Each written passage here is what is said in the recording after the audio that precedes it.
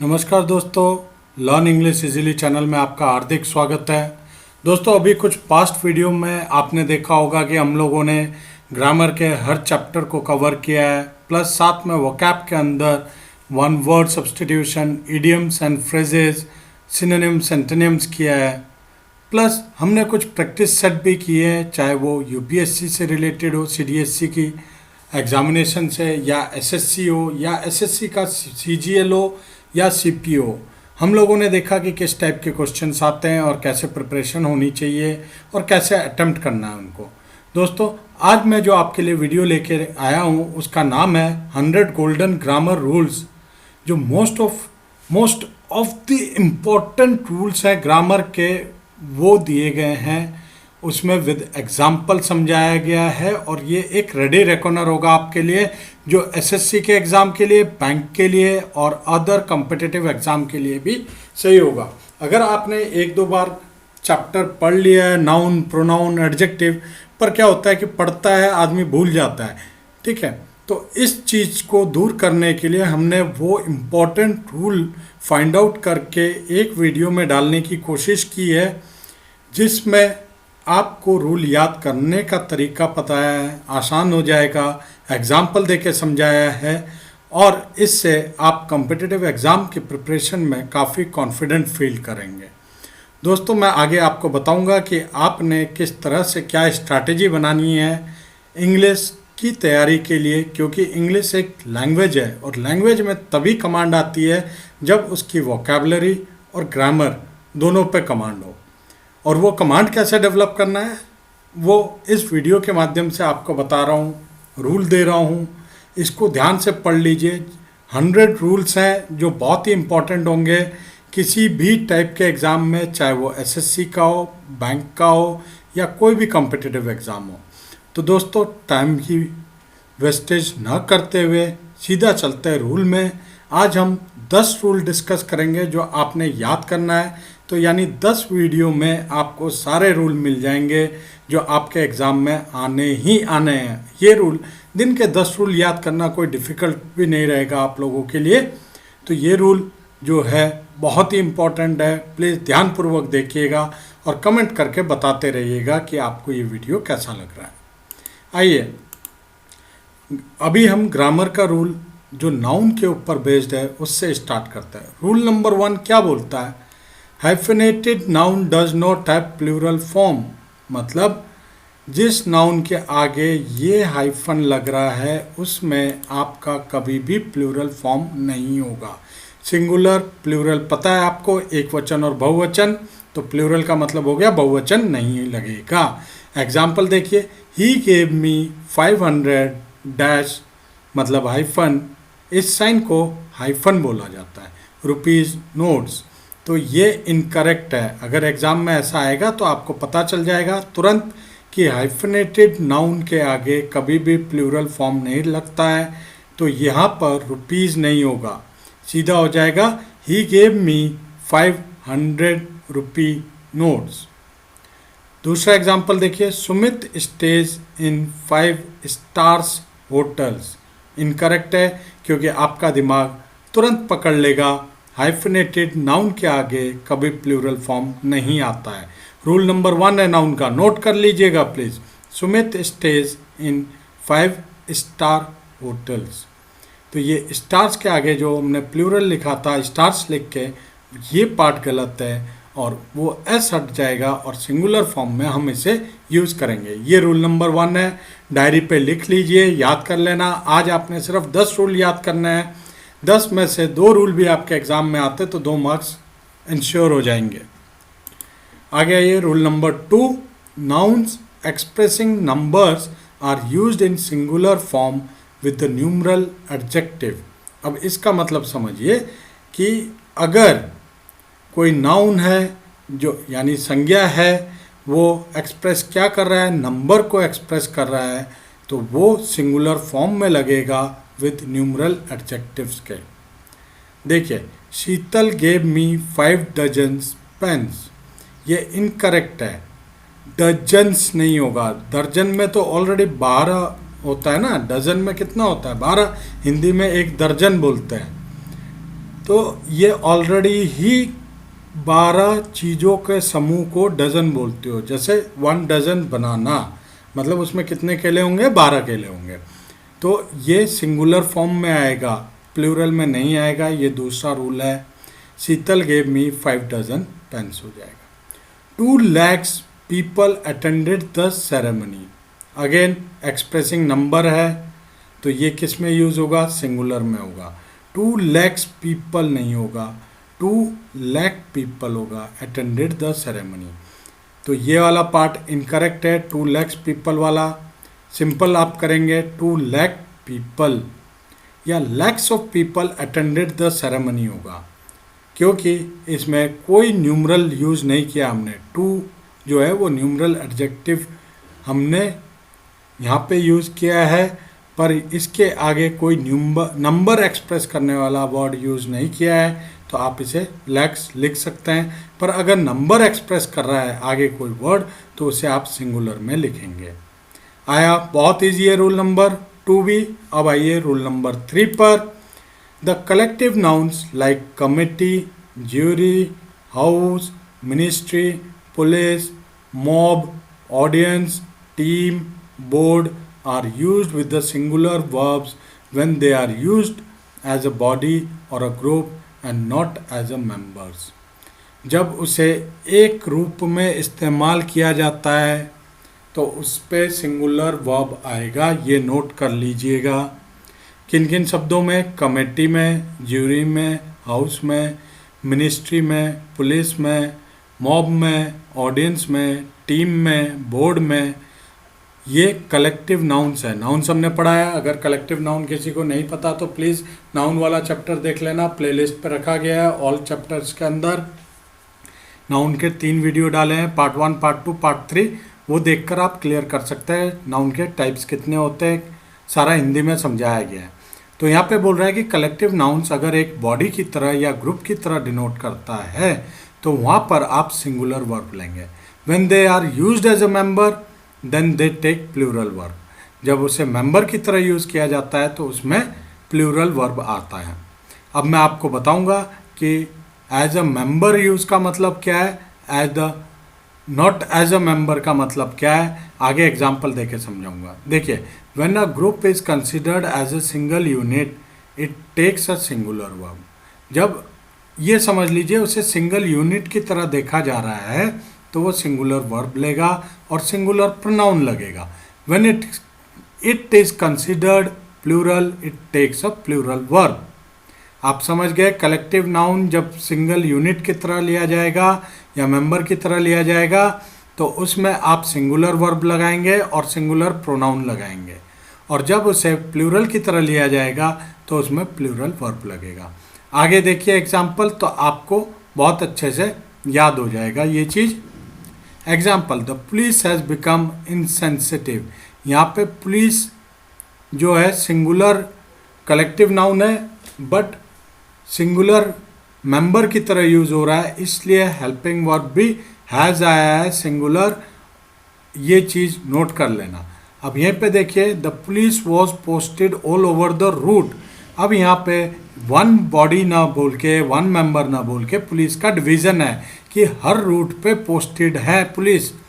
अलग अलग टुकड़ियों में बता रहा है ना एक हिसाब से, तो ये इनकरेक्ट है। यहाँ पर हेल्पिंग वर्ब प्लूरल आएगा, तब हमने क्या यूज़ किया? वर। तो इस पार्ट पर गलत है, वॉज नहीं आएगा, वर आएगा। आप समझ गए। वैसे ही देखिए, कमेटी बोला था, committee have approved expenditure of 50 crore. यहाँ पर एज अ वन यूज़ हो रहा है कमेटी, क्योंकि कमेटी ने 50 करोड़ का एक्सपेंडिचर यानी खर्चा अप्रूव किया है। तो उन्होंने एक यूनिट होके, एक मत होके उस खर्चे को अप्रूव किया होगा। जब तक कमेटी एक मत होके नहीं डिसीजन देगी तो वो अप्रूवल नहीं होता है। जब एक मत हो गया तो एक मेंबर की तरह उन्होंने अप्रूव किया है, तो यहाँ पर प्लूरल ना आके सिंगुलर हेल्पिंग वर्ब आएगा। The committee has approved expenditure of 50 crore. अब यहीं पे दूसरा एग्जाम्पल देखिए, the committee has not decided on the matter yet.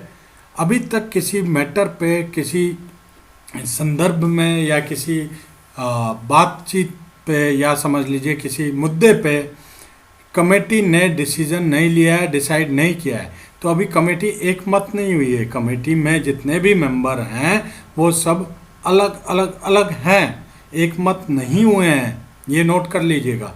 तो जब एक मत नहीं है तो यहाँ पर सिंगुलर नहीं आएगा, यहाँ पे प्लूरल आएगा, हेल्पिंग वर्ब जो है आपका, तो ये बन जाएगा the committee have not decided on the matter yet.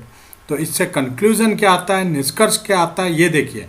When a collective noun like committee, jury etcetera is not unanimous, मतलब एक मत नहीं है, इट टेक प्लूरल वर्ब। तो कौन सा प्लूरल लगेगा, वर्ब जो है वो प्लूरल लगेगा। कौन सा वर्ब लगेगा, प्लूरल वर्ब लगेगा। As in this case it is not considered as a single unit, क्योंकि उसे एक यूनिट नहीं समझा जा रहा है। I hope this rule is clear. Now we will see the next rule, rule number 4। If a preposition connect to similar noun, the noun is used in a singular form and takes a singular verb. Preposition हमने पढ़ा है, आपको पता होगा preposition क्या होता है, preposition कितने टाइप के होते हैं। पूरा एक वीडियो बना के प्लेलिस्ट में डाला हुआ है ऑल चैप्टर के अंदर। अगर आपने प्रिपोजिशन नहीं पढ़ा है तो प्लीज़ उसे पढ़ लीजिएगा। यहाँ पर हम सिर्फ रूल डिस्कस कर रहे हैं ताकि आपको आसान हो सके रूल समझने में। ये बोलता है अगर कोई प्रिपोजिशन दो सेम नाउन को कनेक्ट करता है, जोड़ता है, तो उस नाउन को सिंगुलर की तरह इस्तेमाल करेंगे और उस पे जो वर्ब लगेगा वो सिंगुलर वर्ब लगेगा। बहुत इंपॉर्टेंट नाउन है। एग्जाम्पल देखिए, villages after villages was visited during the last election. ये इनकरेक्ट सेंटेंस है। यहाँ पे नाउन क्या है, विलेज, गांव यानी नाउन है, संज्ञा। यहाँ पर विलेज क्या है, संज्ञा है। अब एक ही जैसे संज्ञा को प्रिपोजिशन क्या यूज़ हो रहा है, आफ्टर से कनेक्ट किया गया है, तो यहाँ जो संज्ञा इस्तेमाल होगी वो कौन सी होगी, सिंगुलर। यही बोला था हमने, noun is used in a singular form. तो विलेज जिस जो है वो प्लूरल नाउन है, इसका सिंगुलर नाउन हो जाएगा विलेज। तो करेक्ट सेंटेंस हो जाएगा village after village were visited during the last election. Clear है? ये एग्जाम्पल आपको आई होप क्लियर हो गया होगा। Village after village were visited during the last election. अब देखिए यहाँ पे तो सिर्फ हमने विलेजेस किया था, तो इसका correction village after village was he था। पर कई बार सेंटेंस में क्या कर देते हैं कन्फ्यूज़न के लिए एग्जाम में, villages after villages were visited during the last election. तो ये भी गलत है, क्योंकि दो नाउन क्लब हो रहे हैं प्रिपोजिशन से, आफ्टर से। तो यहाँ पर सबसे पहले आपका जो संज्ञा है, जो नाउन है, वो सिंगुलर होगा, विलेज आफ्टर विलेज। अब जो हेल्पिंग वर्ब है, क्योंकि हमने बोला सिंगुलर वर्ब लेगा, जो हेल्पिंग वर्ब है वो वॉज आएगा, वर नहीं आएगा। तो रूल आपने फोर्थ ये याद करना है कि if a preposition connect to similar nouns, the noun is used in a singular form and takes a singular verb. यहाँ पे हेल्पिंग वर्ब क्या आ रहा है, सिंगुलर ही आ रहा है, तब जाके ये सेंटेंस आपका करेक्ट हुआ है। ठीक है, अब आइए हम देखते हैं रूल नंबर 5। अब ये हमने नाउन के रूल पढ़ लिए जो इम्पोर्टेंट थे। अब हम ग्रामर में प्रोनाउन के रूल को डिस्कस करेंगे जो बहुत इम्पोर्टेंट है। तो प्लीज़ ये आगे 3 से 4 और रूल हैं जिनमें आपने फोकस करना है। ठीक है, और ये एग्जाम में रिपीटेडली आते हैं। When the pronoun each, every, neither, either, anyone, many या पॉजेसिव एडजेक्टिव है are used as a subject, जब इन चीज़ों को किस किस को, each, every, neither, either, anyone, many या को आप एज अ सब्जेक्ट इस्तेमाल करते हैं, the possessive case should be a third person singular. तो जो पॉजेसिव केस लगेगा वो कौन सा लगेगा, थर्ड पर्सन सिंगुलर का लगेगा। दे मे रिफर टू 2 और मोर देन 2 ऑब्जेक्ट और अ पर्सन, जबकि वो 2 या 2 से अधिक ऑब्जेक्ट या पर्सन को भी दर्शा सकते हैं। Example, each boy and each teacher, देखिए ईच लग रहा है, सब्जेक्ट क्या है, पहला बॉय, दूसरा क्या है, टीचर है, is required to bring their luggage. गलत है, ये सेंटेंस कहाँ पर गलत है, देयर नहीं आएगा, क्योंकि बोल रहा है जब भी each, every, neither, either, anyone, many और पॉजेसिव एडजेक्टिव लगता है are used as a subject, the possessive case should be a third person singular. तो थर्ड पर्सन सिंगुलर क्या हो जाएगा, his, bring his luggage. Each boy and each teacher is required to bring his luggage. ये था आपका rule number 5। Difference देख लीजिए, there की जगह हीज यूज़ कर रहे हैं क्योंकि ये ग्रामर का रूल है। ये बोलता है जब भी आप इस सेंटेंस को सब्जेक्ट की तरह यूज़ करते हैं, इन वर्ड्स को each, every, neither, either, anyone, many, ये याद कर लीजिएगा, are used as a subject, the possessive case should be a third person singular. तो थर्ड पर्सन सिंगुलर क्या होता है, देयर का हिज होता है। क्लियर है। अब आगे बढ़ते हैं रूल नंबर 6 पे। Some noun such as separation, कुछ नाउन ऐसे हैं जैसे separation, excuse, sight, mention, report, pardon, favour etcetera are not used with the noun or a pronoun in the possessive form. अगर किसी को पॉजेसिव फॉर्म नहीं पता है तो प्लीज़ कमेंट करके बताइएगा, उसके ऊपर मैं स्पेशल वीडियो बना के आपके लिए अपलोड कर दूंगा। At his side the robbers fled, तो आप यहाँ पर पॉजेसिव फॉर्म नहीं करेंगे हिज साइड, ये क्या हो जाएगा, at the site of him the robbers fled. Clear है। कुछ ऐसे नाउन्स जैसे सेपरेशन है, एक्सक्यूज है, साइट है, मेंशन है, रिपोर्ट है, पार्डन है, फेवर है, ये 7 वर्ड तो पढ़ लीजिएगा क्योंकि ये वर्ड रिपीटेडली यूज हुए हैं एसएससी के और सीडीएससी के एग्जाम में। Are not used with the noun or pronoun in the possessive form, ये पॉजेसिव फॉर्म में कभी यूज नहीं होते हैं। जैसे एट हिज साइट ना होके at the site of him हो जाएगा, तो ये ऊपर वाला सेंटेंस इनकरेक्ट था क्योंकि यहाँ पे पॉजेसिव फॉर्म में यूज़ हो रहा था। तो उसको रिमूव करने के लिए हमने कैसे यूज़ किया, at the site of him किया, द रॉबर्स फ्लेड। ये रूल नंबर 6 है, तो आपको इसे बहुत अच्छे से याद करना है। आइए आगे बढ़ते हैं रूल नंबर 7 पे। Both should be followed by and not by as well as. Simple है, जिस भी सेंटेंस में बोथ लग रहा होगा उस सेंटेंस में आपको एंड लगाना है, एज वेल एज नहीं लगाना है। एग्जाम्पल देखिए, both you as well as my brother are going to attend the party. Simple rule, both के साथ एज वेल एज नहीं लगेगा, बोथ के साथ क्या लगेगा, एंड। तो ये सेंटेंस करेक्ट हो जाएगा, both you and my brother are going to attend the party tomorrow. Right. Rule number 7 दोबारा रिपीट कर रहा हूँ, both should be followed by and not by as well as.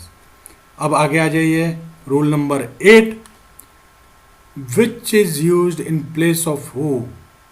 ये बोल रहा है कि हु के स्थान पर आप विच का इस्तेमाल करेंगे when we are referring to a choice between 2 और मोर देन 2 थिंग्स और पर्सन। जब आप 2 या 2 से अधिक व्यक्ति या वस्तु को सिलेक्शन करने की बात करते हैं, चॉइस माने सेलेक्ट करना, चूज करना, चुनना, ठीक है, उसकी बात करते हैं सेंटेंस में, तो हु की जगह आप विच लगाएंगे। एक बार और रिपीट कर रहा हूँ, जब भी आप सेंटेंस में 2 या 2 से अधिक व्यक्ति या वस्तु की चुनने की बात करते हैं तो वहाँ पर हु ना लगकर विच लगेगा। अब एग्जाम में इस टाइप से आ जाता है, find the error of the 2 sister who is more intelligent. तो आपको सीधा आ जाना चाहिए कि सिलेक्शन की बात हो रही है 2 व्यक्तियों की, तो यहाँ पर हु नहीं लगेगा, क्या लगेगा, विच लगेगा। तो आपका आंसर सही हो जाएगा कि आपने यहाँ पर हु नहीं लगाना है। वैसे फिल इन द ब्लैंक्स में अगर ऐसा सेंटेंस आ रहा है कॉम्प्रिहेंशन में, तो ये रूल आपके दिमाग में होगा, रूल नंबर 8, कि which is used in place of who when selection or choice is there between 2 or more than 2 things or a person। तो आप सीधा fill in the blanks में which चूज करेंगे, who नहीं करेंगे, तो आपका नंबर स्कोर हो जाएगा। आइए रूल नंबर 9 देखते हैं। If 2 antecedent are joined by and one being a human and other being an animal या non living thing, relative pronoun that is used. ये दैट के यूज के बारे में बता रहा है कि दैट कहाँ पे लगेगा। जब दो एंटीसीडेंट को आप ज्वाइन करते हैं किससे, एंड से, और उसमें एक ह्यूमन बीइंग हो, मानव हो, मनुष्य हो, और दूसरा जानवर हो या कोई नॉन लिविंग थिंग हो, अजीव हो, जिस पे जीवन न हो। ठीक है, नॉन लिविंग थिंग्स क्या होता है ये तो पता होगा आपको, जिसमें जान ना हो। तो उस केस में रिलेटिव प्रोनाउन आप दैट का इस्तेमाल करेंगे, हमेशा याद रखिएगा। एग्जाम्पल देखिए, the man and his dog who I saw yesterday have been kidnapped. ये गलत है। कहाँ पर गलत है आपका, हु जो लग रहा है। अब मान लीजिए यहीं पे एग्जाम में कैसे आएगा कि find the error in which part error is there.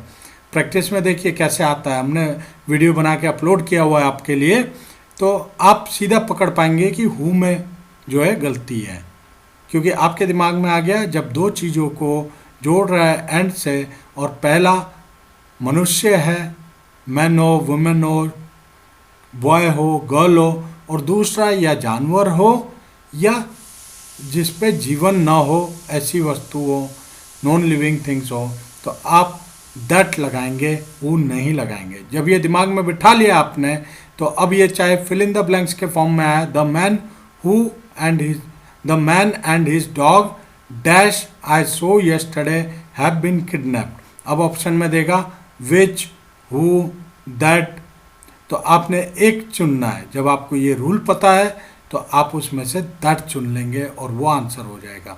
देखिए, the man and his dog, that, that आ रहा है, हु रिमूव कर रहे हैं हम लोग, I saw yesterday have been kidnapped. तो रूल नंबर 9 भी बहुत इंपॉर्टेंट है, रिपीट कर लेते हैं एक बार। If two antecedent are joined by and, one being a human, human बता दिया, मानव, मनुष्य, and other being an animal या नॉन लिविंग थिंग, दूसरा जो जिसे जोड़ रहे हैं एंड से, वो या तो जानवर हो या नॉन लिविंग थिंग हो, तो रिलेटिव प्रोनाउन जो यूज़ होगा वो दैट यूज़ होगा। एग्जाम्पल भी आपको देके बता दिया। ये 9th रूल था। अब आइए 10th रूल में, हु वर्सेस हुम, मतलब हु कहाँ लगेगा और हुम कहाँ लगेगा, या दैट कहाँ लगेगा। ये रिलेटिव प्रोनाउन दैट कहाँ लगेगा। ठीक है, relative pronoun whom is use to replace a human object of the sentence. जब भी ह्यूमन ऑब्जेक्ट को रिप्लेस करना हो अपने सेंटेंस में, तो वहाँ पर हुम लगेगा। While who is use to replace subject of the sentence, और हु जब आपने सब्जेक्ट रिप्लेस करना हो तब आप हु लगाएंगे। एग्जाम्पल देखिए, the boy who came here is a very good singer, who has been used for the boy which is the subject of the sentence. आया समझ में आपको? इस सब्जेक्ट का सेंटेंस क्या, इस सेंटेंस का सब्जेक्ट क्या है, द बॉय। अब द बॉय, इसको रिप्लेस करने के लिए क्या लगाया, हु। तो सेंटेंस के सब्जेक्ट को जब आप रिप्लेस करते हैं तब उस केस में आपका हु लगता है, हुम नहीं लगता है। ये चीज़ नोट कर लीजिएगा।